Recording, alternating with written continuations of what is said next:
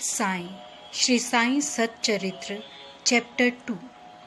Object of writing the work, incapacity and boldness in the undertaking, hot discussion, conferring significant and prophetic title of Hemad Panth, necessity of a Guru. In the last chapter, the author mentioned in the original Marathi book that he would state the reason that led him to undertake the work and the persons qualified to read the same and such other points. Now in this chapter, he starts to tell the same. Object of writing the work. In the first chapter, I described Sai Baba's miracle of checking and destroying the epidemic of cholera by grinding wheat and throwing the flour on the outskirts of the village. I heard other miracles of Sai Baba to my great delight, and this delight burst forth into this poetic work. I also thought that the description of these grand miracles of Sai Baba would be interesting and instructive to his devotees and would remove their sins, and so I began to write the sacred life and teachings of Sai Baba. The life of the saint is neither logical nor dialectical. It shows us the true and great path. Incapacity and boldness in undertaking the work. Hemad Panth thought that he was not a fit person to undertake the work. He said, "I do not know the life of my intimate friend, nor do I know my own mind. Then how can I write the life of a saint or describe the nature of incarnations, which even the Vedas were unable to do? One such be a saint himself before he could know other saints. Then how can I describe their glory? To write the life of a saint is the most difficult, though one may as well measure the depth of the water of the seven seas or enclose the sky with cloth trappings. I knew that this was the most venturous undertaking, which might expose me to ridicule. I therefore invoked Sai Baba's grace. The premier poet saint of Maharashtra, Sri Gyaneshwar Maharaj, has stated that the Lord loves those who write the lives of saints, and the saints also have a peculiar method of their own of getting the service which the devotees long for successfully accomplished. The saints inspire the work, the devotees become only an indirect cause or instrument to achieve the end. For instance, in 1700 Shak year, the poet Mahipati aspired to write the lives of saints. Saints inspired him and got the work done. So also in 1800 Shak year, Das Ganu's service was accepted. The former wrote 4 works, Bhakt Vijaya, Sant Vijaya, Bhakt Leela Amrit and Sant Kathamrit, while the later wrote 2, Bhakt Leela Amrit and Sant Kathamrit, in which the lives of the modern saints were described in chapter 31, 32 and 33 of Bhakt Leela Amrit, and in chapter 57 of Sant Katha Amrit. The sweet life and teachings of Sai Baba are very well depicted. These have been separately published in Sai Leela magazine numbers 11 and 12, volume 17. The readers are advised to read these chapters. So also Sai Baba's wonderful Leelas are described in a small decent book named Shri Sai Nath Bhajan Mala by Mrs. Savitri Bai Raghunath Tendulkar of Bandra. Das Ganu Maharaj also has composed various sweet poems on Sai Baba. A devotee named Amidas Bhavani Mehta has also published some stories of Shri Baba in Gujarati, some numbers of Sai Nath Prabha, a magazine published by Dakshina Bhiksha Sanstha of Shirdi are also published. Then the question of objection comes in that while so many works regarding Sai Baba are present, why should this Sat Charitra be written, and where is its necessity? The answer is plain and simple. The life of Sai Baba is as wide and deep as the infinite ocean, and all can dive deep into the same and take out precious gems and distribute them to the aspiring public. The stories, parables, and teachings of Sai Baba are very wonderful. They will give peace and happiness to the people who are afflicted with sorrows and heavily loaded with miseries of this worldly existence, and also bestow knowledge and wisdom both in the worldly and in spiritual domains. If these teachings of Sai Baba, which are as interesting and instructive as the Vedic lore, are listened to and meditated upon, the devotees will get what they long for, viz. Union with Brahma, mastery in eightfold yoga, bliss of meditation, etc. So I thought that I should call these stories together. That would be my best upasana. This collection would be most delightful to those simple souls whose eyes were not blessed with Sai Baba's darshan. So I set about collecting Sai Baba's teachings and expressions, the outcome of his boundless and natural self-realization. It was Sai Baba who inspired me in this matter. In fact, I surrendered my ego at his feet and thought that my path was clear and that he would make me quite happy here and in the next world. I could not myself ask Sai Baba to give me permission for this work, so I requested Mr. Madhav Rao Deshpande, also known as Shyama, Baba's most intimate devotee, to speak to him for me.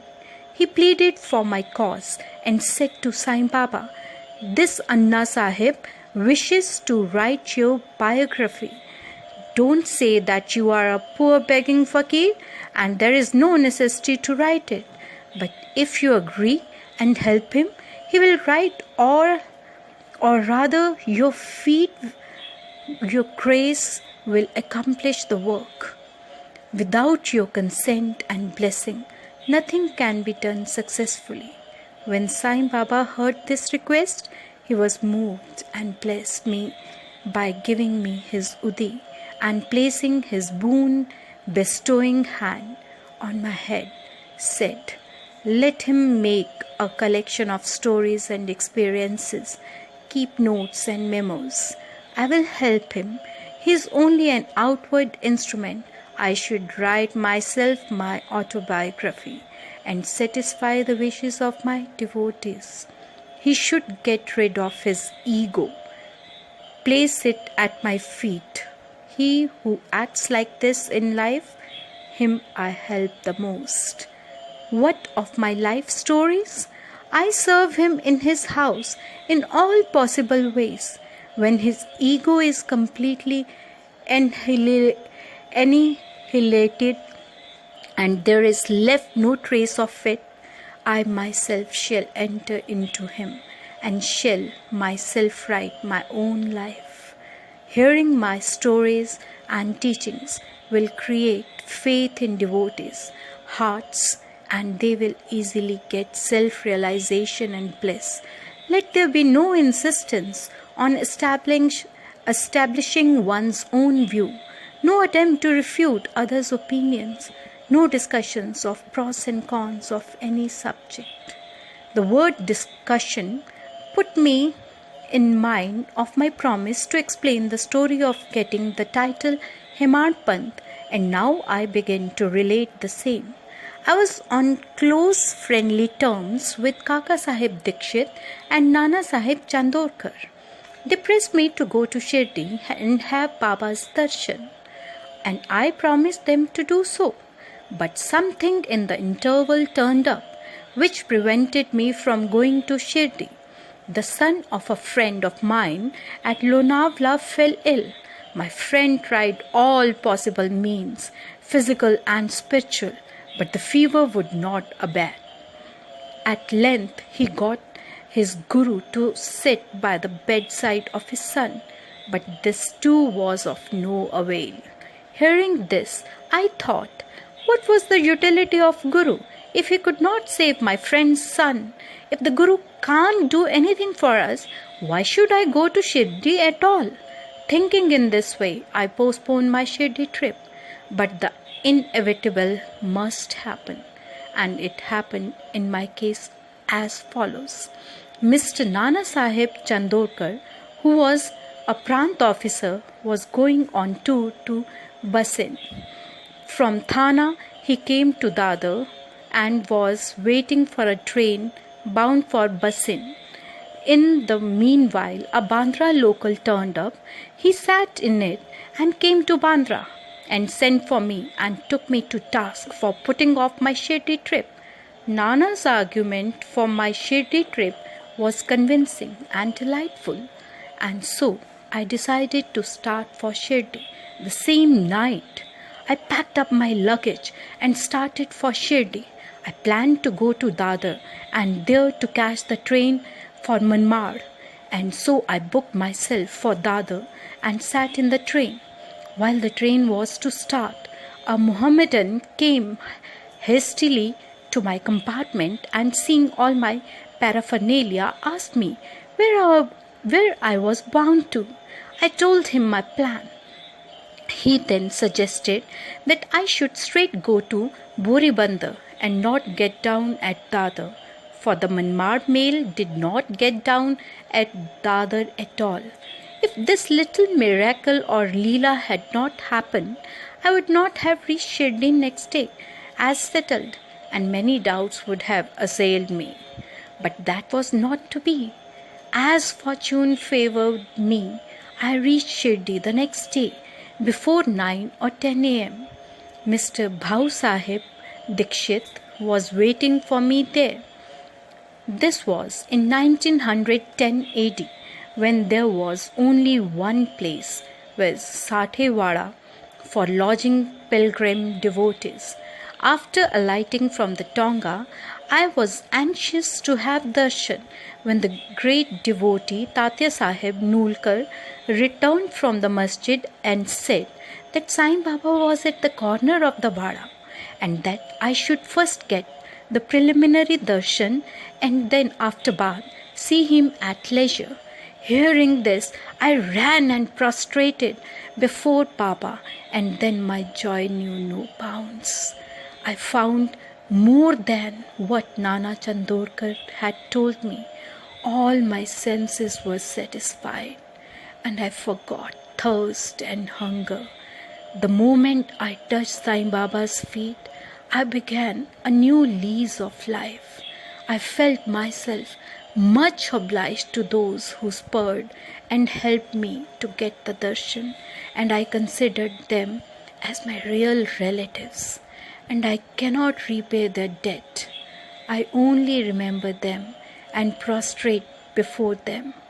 The peculiarity of Sai Baba's darshan, as I found it, is that by his darshan, our thoughts are changed, the force of previous actions is abated, and gradually no non-attachment of dispassion towards worldly objects grows up.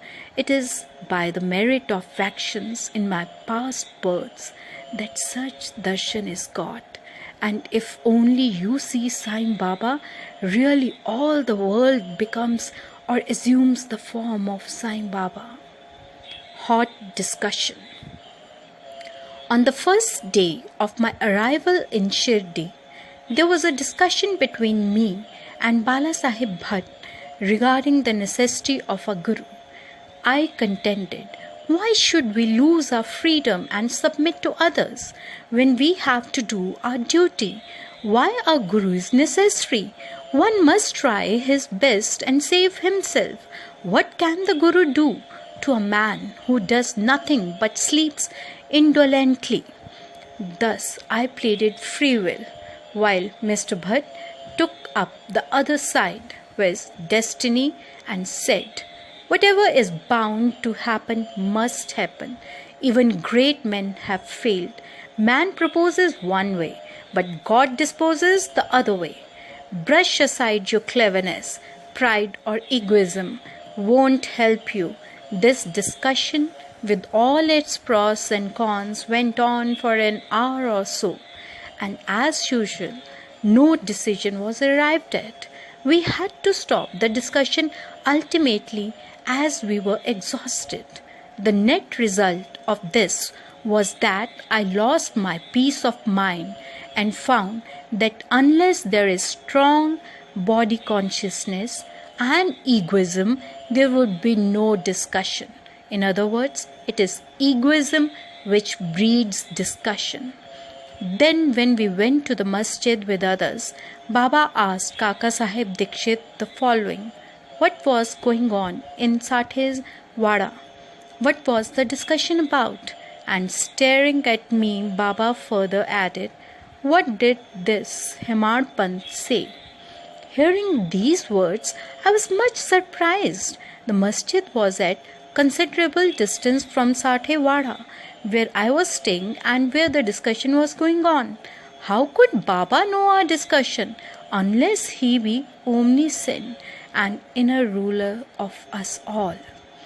I began to think why Sai Baba should call me by the name Hemad Pant. This word is a corrupt form of Hemadri Pant.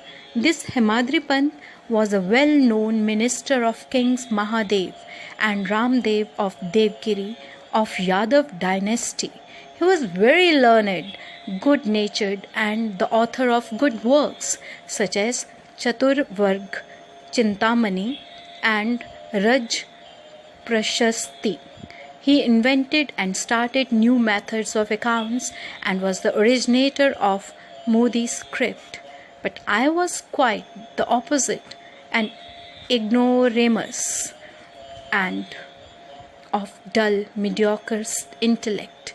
So I could not understand why the name or title was conferred upon me.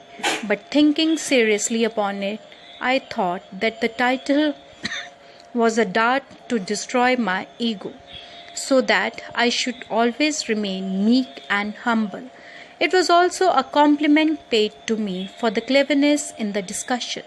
Looking to the future history, we think that Baba's word was significant and prophetic, as we find that he looked after the management of Science Sansthan very intelligently and kept nicely all the accounts, and was also the author of such a good work, Sai Sat Charitra, which deals with such important and spiritual subjects of Gyan, Bhakti, and dispassion, self-surrender, and self-realization. About the necessity of a guru, Hemad Pant has left no note, no memo about what Baba said regarding this subject. But Kaka Sahib Dikshit has published his notes regarding this matter. Next day, after Hemad Pant's meeting with Sai Baba, Kaka Sahib went to Baba and asked whether he should leave Shirdi. Baba said yes. Then someone asked, "Baba, where to go?" Baba said, "High up." Then the man said, "How is the way?" Baba said, "There are many ways leading there. There is one way also from here. The way is difficult. There are tigers and wolves in the jungles on the way." I, that is Kaka Sahib, asked, "But Baba, what if we take a guide with us?" Baba answered, "Then there is no difficulty. The guide will take you straight to your destination, avoiding wolves, tigers, and ditches, etc. on the way. If there be no guide, there is the danger of your being lost in the jungles or falling into ditches. Mr. Dabholkar was present on this occasion, and he thought that this was the answer Baba gave to the question whether Guru was necessity. And he thereupon took the hint that no discussion of the problem whether man is free or bound is of any use in spiritual matters, but that, on contrary, real Paramarth is possible only as the result of the teachings of the Guru, as is illustrated in this chapter of the original work in the instances of great avatars like Rama and Krishna, who had to submit themselves to their gurus, Vasishtha and Sandipani, respectively, for getting self-realization, and that the only virtues necessary for such progress are faith and patience. Bow to Sri Sai. Peace be to all. Om Sai. Om Sai. Sri Sai Sat Charitra, Chapter 2. Object of writing the work: incapacity and boldness in the